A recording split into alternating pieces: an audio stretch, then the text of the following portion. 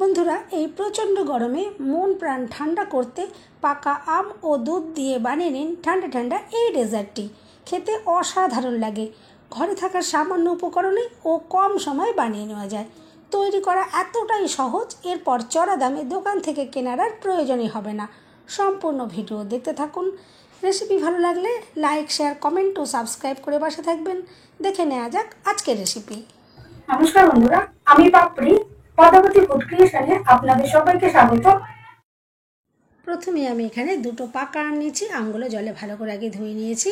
এরপর দেখুন বোটার অংশটা আমি কেটে নিলাম, আর সাইড থেকে এইভাবে দুটো টুকরো জাস্ট আমি করে নেব। ছোট ছোট টুকরো করে কিন্তু কাটার কোনো দরকার পড়বে না। আর আজকের এই ডেজার্টটা তৈরি করার জন্য আমগুলো যাতে একটু বেশি মিষ্টি হয় সেরকম আমগুলো নেবার চেষ্টা করবেন। দেখবেন রেসিপিটা কিন্তু খুবই সুন্দর তৈরি হবে। আমি দেখুন দুটো আমি ঠিক একইভাবে এভাবে কেটে নিচ্ছি। আর এরপরে দেখুন একটা বাটি নিয়ে নিচ্ছি, আর তারপর দেখুন একটা ছাঁকনি আমি এভাবে রেখেছি। আর এভাবে দেখুন খোসার দিকটা ধরে আমি এভাবে ঘষে নিচ্ছি। এতে কিন্তু আমের পাল্পগুলো খুব সুন্দরভাবে বের করে নেওয়া যাবে। আর যেহেতু ছাঁকনির মধ্যে করছি, আমের মধ্যে যদি কোনো আঁশ থেকে যায় সেটাও কিন্তু এখান থেকে বাদ হয়ে যাবে। এভাবেই দেখুন আমি দুটো আমেরই এভাবে পিউরি বার করে নেব। দেখুন কত সহজেই কিন্তু হয়ে যাচ্ছে। সম্পূর্ণ দেখুন আমের পাল্প আমি রেডি করে নিয়েছি। এরপর গ্যাস জ্বালিয়ে আমি দেখুন এখানে 750 ml লিকুইড দুধ এখানে দেখুন দিয়ে দিয়েছি। আর এই রেসিপিটা তৈরি করার জন্য ফুল ক্রিম দুধ নেবেন, তাহলে দেখবেন রেসিপিটা খুবই সুন্দর তৈরি হবে। আর এরপর দেখুন আমি একটু নাড়াচাড়া করে দিলাম। এরপরে ভালো করে ফুটিয়ে নিতে হবে। আমি গ্যাসের ফ্লেম হাইতে রেখে খুব ভালো করে এটা ফুটিয়ে নিচ্ছি। আর এটা ফুটানোর সাথে সাথে অনেকটা পরিমাণে কমিয়েও নিতে হবে, ঘন করে নিতে হবে। তার জন্য আমি গ্যাসের ফ্লেমটা হাইতে রেখেই ক্রমাগত এভাবে নাড়াচাড়া করে যতক্ষণ না পর্যন্ত এই লিকুইড দুধটা 4 ভাগের 1 ভাগ অংশ কমে যাচ্ছে, এভাবে আমি একটু ঘন করে নেব। দেখুন খুব ভালো করে এটা ঘন করে আমি রেডি করে নিচ্ছি। আর সাইডে দেখুন মালাই মতো জমছে, সেটাকেও দেখুন আমি হাতা দিয়ে একটু এভাবে ঘষে ঘষে তুলে দিচ্ছি, যাতে এই মালাইগুলো দুধের মধ্যে মিশে যায়। আর এই যে ডেজার্টটা তৈরি হবে তার টেস্টটা আরও অসাধারণ তৈরি হবে। এভাবে আমি ক্রমাগত চাল করতে থাকবো, আর মাঝে মাঝে কিন্তু নেড়ে দেবো। আর এখন দেখুন এটা অনেকটাই ঘন হয়ে এসেছে। এরপর আমি এখানে পরিমাণ মতো চিনি দিয়ে দিচ্ছি। আমি এখানে 5 চামচ মতো চিনি দিচ্ছি। আপনারা আপনাদের পছন্দ মতন চিনির পরিমাণটা বাড়িয়ে দিতে পারেন। তবে আজকে আমি যে ডেজার্টটা তৈরি করছি এতে কিন্তু চিনির পরিমাণটা একটু বেশি হলে খেতে ভালো লাগবে। যারা বেশি মিষ্টি পছন্দ করেন তারা এখানে একটু বেশি পরিমাণে মিষ্টি দিতে পারেন আপনাদের পছন্দ অনুযায়ী। এভাবেই দেখুন আমি আবার খানিকক্ষণ জাল করে নেব। যেহেতু চিনিটা দিয়েছি, চিনিটা দেওয়ার পরে দুধটা আরও একটু পাতলা হয়ে যাবে, সেজন্য ঘন করে জাল করে নিতে হবে। বন্ধুরা, রেসিপি ভালো লাগলে একটা লাইক দিতে কিন্তু একদম ভুলবেন না। চ্যানেলটা সাবস্ক্রাইব করে আমার পাশে থাকার অনুরোধ রইল। বেল বাটন ক্লিক করে রাখবেন। আমি যখন নতুন ভিডিও আপলোড করব সঙ্গে সঙ্গে নোটিফিকেশান সবার আগে আপনার কাছে পৌঁছে যাবে। দেখুন এভাবে আমি নাড়াচাড়া করে নিচ্ছি। আর এরপর গ্যাসের ফ্লেমটা আমি একদম লোতে করে দিলাম। ততক্ষণে বাকি কাজগুলো করে নেব। এরপর লো ফ্লেমে এটাকে ঘন করে আমি নিচ্ছি। একটা বাটির মধ্যে দেখুন আমি জাল করে দুধ নিয়েছি কিছুটা, এটা ঠান্ডা দুধ রয়েছে, অবশ্যই কিন্তু এখানে ঠান্ডা দুধ ইউজ করবেন। আর এখন আমি এখানে দিয়ে দিচ্ছি 2 চামচ কর্নফ্লাওয়ার। আর এখানে আমি দিয়ে দেবো 2-3 ড্রপ মতো ইয়েলো ফুড কালার। আর দিয়ে দিচ্ছি সুন্দর ফ্লেভারের জন্য 1 চামচ ভ্যানিলা এসেন্স। আপনারা যদি এটা কাস্টার্ড পাউডার দিয়ে তৈরি করেন তাহলে কিন্তু এখানে এই কালার আর এসেন্স কোনো কিছুই দিতে হবে না। কাস্টার্ড পাউডারের মধ্যেও কিন্তু সব কিছুই দেওয়া থাকবে, কালারও দেওয়া থাকবে আর এসেন্সও দেওয়া থাকবে। আমি যেহেতু এখানে কর্নফ্লাওয়ার দিয়ে এটা তৈরি করছি সেই জন্য আমি এখানে ফুড কালার দিলাম আর ভ্যানিলা এসেন্সটা দিলাম সুন্দর ফ্লেভারের জন্য। এরপর খুব ভালো করে মিশিয়ে নিতে হবে যাতে কোনো রকমের এখানে দলা ভাব না থেকে যায়। দেখুন আমি খুব ভালো করে এটা চামচ দিয়ে মিশিয়ে নিচ্ছি।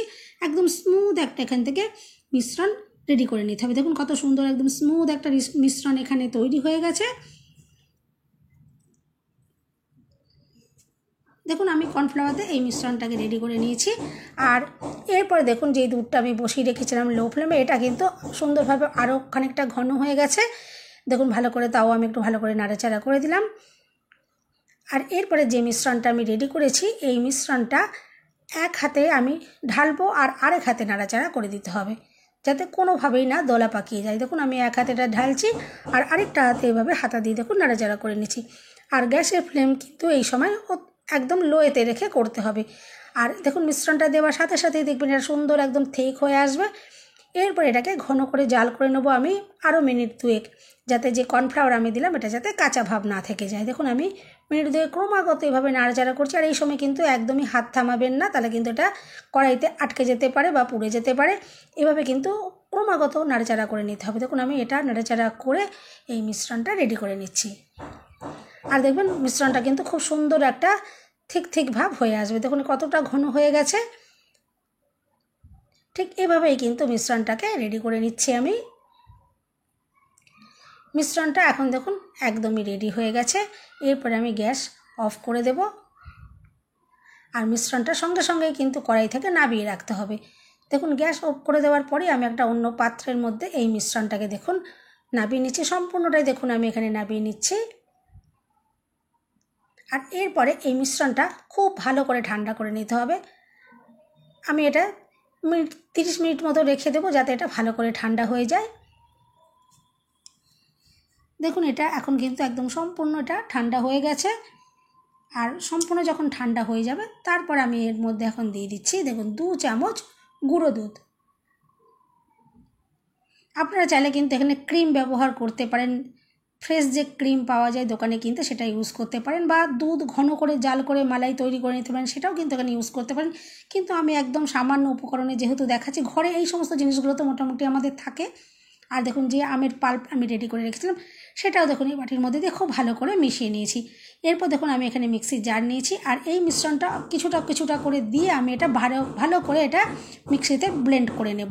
আর বন্ধুরা যেহেতু আমি এখানে ছোট মিক্সির জারটা ইউজ করলাম, সেই জন্য কিন্তু আলাদা বাটির মধ্যে সব কিছু মেশালাম। আপনারা যদি কোনো বড় মিক্সি জারের ভেতরে এটা তৈরি করেন তাহলে কিন্তু সব কিছু ওই মিক্সি জারের ভেতরে দিয়ে এভাবে মিশিয়ে নিলেই কিন্তু হয়ে যাবে। দেখুন এভাবে আমি রেডি করে নিয়েছি মিশ্রণটা। দেখুন এভাবেই ব্লেন্ড করে নিতে হবে। আমি এর আগে বাকি অংশগুলো সমস্তটা করে নিয়েছি, আর শেষের দিকটা আমি আপনাদেরকে দেখালাম। দেখুন এটা করে আমি একটা বাটির মধ্যে দেখুন সম্পূর্ণ মিশ্রণটাকে রেডি করে রেখেছি, আর শেষে যেটা দেখুন পেস্ট করলাম সেটা আপনাদেরকে দেখালাম। আর আমি এখানে বড় জায়গার ভেতর তৈরি করছি, আপনারা চাইলে কিন্তু কোনো ছোট বাটির ভেতরেও তৈরি করতে পারেন, বা ছোট কাগজের কাপ বা প্লাস্টিকের কাপ পাওয়া যায় তার ভেতরেও কিন্তু রেডি করতে পারেন। আর বাটির মধ্যে দেখুন এভাবে ঢেলে দেওয়ার পরে আমি ওপর থেকে দেখুন একটা প্লাস্টিক কাগজ আর দেখুন গার্ডার দিয়ে এভাবে আটকে ওপর থেকে ভালো করে একটা স্টিলের বাসন দিয়ে চাপা দিয়ে ডিপ ফ্রিজে রেখে দিয়েছিলাম এটা ওভারনাইট। আর দেখুন এখন এটা সম্পূর্ণ রেডি হয়ে গেছে।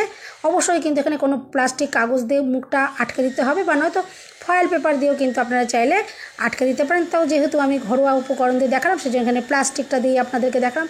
এরকম নর্মাল প্লাস্টিক সবাই ঘরেতেই আমাদের সবসময়তেই থাকে।